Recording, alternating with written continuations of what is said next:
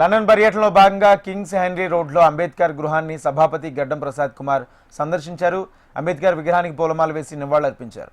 అనంతరం వారు ఉపయోగించిన లైబ్రరీని, పడక గదిని, ఫోటో గ్యాలరీని, వాడిన వస్తువులను పరిశీలించారు.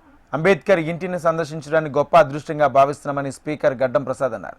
ప్రపంచ మేధావిగా గుర్తింపు పొందిన అంబేద్కర్ నాకు ఎల్లప్పుడూ స్ఫూర్తిని తెలిపారు. అంబేద్కర్ను గౌరవిస్తూ వారు నివసించిన ఇంటిని మ్యూజియంగా మార్చి సమర్థవంతంగా నిర్వహిస్తున్న భారత ప్రభుత్వానికి స్పీకర్ గడ్డం ప్రసాద్ ధన్యవాదాలు తెలిపారు.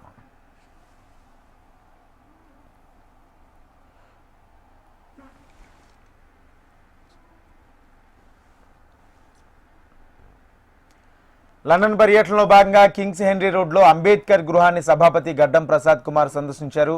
అంబేద్కర్ విగ్రహానికి పూలమాల వేసి నివాళులర్పించారు. అనంతరం వారు ఉపయోగించిన లైబ్రరీని, పడక గదిని, ఫోటో గ్యాలరీని, వాడిన వస్తువులను పరిశీలించారు. అంబేద్కర్ ఇంటిని సందర్శించడాన్ని గొప్ప అదృష్టంగా భావిస్తున్నామని స్పీకర్ గడ్డం ప్రసాద్ అన్నారు. ప్రపంచ మేధావిగా గుర్తింపు పొందిన అంబేద్కర్ నాకు ఎల్లప్పుడూ స్ఫూర్తిని తెలిపారు.